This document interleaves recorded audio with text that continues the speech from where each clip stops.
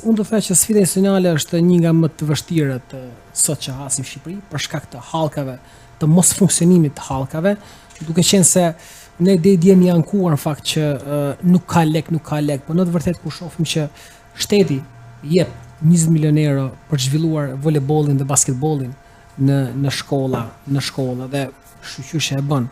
Po kur shohim që me një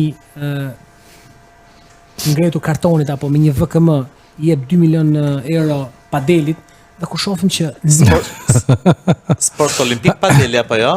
Nuk e di se apo nuk e di se mund të bëjmë. Do të kem pritshmëri për medalje dhe aty unë do kem pritshmëri nëse janë dhënë 2 milionë, nuk kam kërkesë, sjellin medalje nga Olimpiada. Medalje nga ura e Vaçarrit. Po realisht kur shef që ti si institucion, jo ti si individ, po bën kaq shumë, po sjell kaq shumë, po organizon kaq shumë dhe vlerësimi është kaq i vogël, sinqerisht është një keqardhje. Ndodh që vjen një DJ tek sheshi atje, e mbush sheshin plot, i merr ai 200.000 euro dhe ikin te shtëpia. Ndonëse ne sjellim i kemi pasuruar 114 shtete, edhe këta nuk vinë të hedhin syt.